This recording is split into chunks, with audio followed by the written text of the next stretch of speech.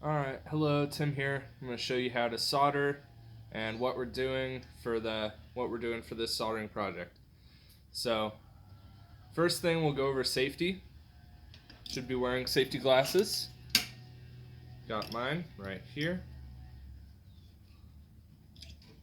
And then when your soldering iron is plugged in, you always assume it's hot, even if it isn't plugged in. So all of this metal part, always keep your hands away from that. Always assume it's hot. Grab it only by the handle, nothing else. Never grab it by this. So when you plug it in, leave it on your soldering stand and let it heat up. It came with a soldering stand, looks like this, soldering iron stand, but I don't care for this one so much. The other thing you can do is pound 2 nails into a piece of wood, use that as your stand, and then let it heat up. It's going to take a little bit, but I already have mine heated up so we can get started. The first thing you do after it's heated up is take some solder and you just put it on the tip of the soldering iron. It might take a little bit, and that's also how you know when it's heated up. When the solder actually melts onto the tip, you know it's heated up. And what you're going to do next is called tinning the tip. And what this does is it prevents the tip from oxidizing, which will, it's really bad. It makes it annoying to solder with. So you're going to put a little bit of solder on the tip to start with, and it makes it a lot easier to solder later. So then, after you get a little bit on, you're supposed to leave the solder on the tip when you're done using it, but you always assume that solder is gross and dirty, so you're going to take a towel like this and just kind of wipe it off. And it's a damp towel, not soaking wet, but just damp.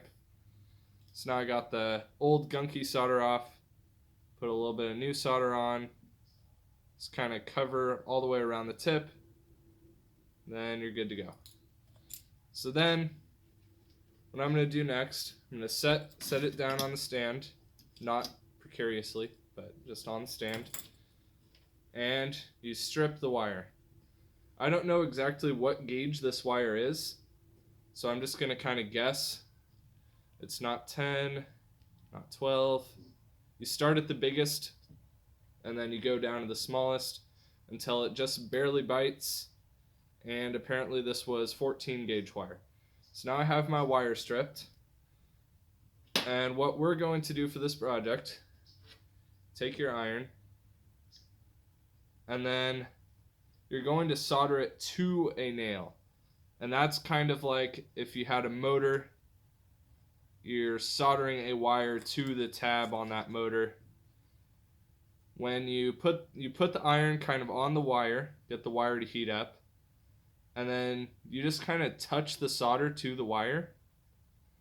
It's not, you don't want to touch it to the iron, just like right next to the iron. And then the solder should kind of go into the wire. This probably isn't going to be as great because I used wire that's pretty small, but we'll see if we can get this to work. And then once you get the solder to go into the wire, you just kind of dump it in. Like you just push more wire, push solder into that spot. And I think I got it. And then once you get it soldered on, you do a pull test. I didn't do very good, so I'm not great at soldering. So mine just pulled right off. Try again. See if we can get it to stick on.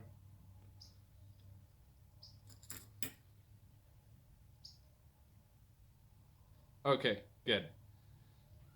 So now I'm going to set this back down because the next thing we're going to do is solder a wire to another wire. Now the way I usually do this is I kind of fan out the wire a little bit, like that. Fan out the other wire. And I kind of mesh the two wires together and then twist them together. What this does is it creates a bit of a physical connection rather than just a solder connection. And it makes sure a lot of the wire is touching, because if not much of the wire is touching, it's not going to be a very good solder joint. So then, just like the nail, you put the soldering iron on the wire, get it to heat up, And then same, you don't want to touch the solder to the iron exactly, but just right next to it.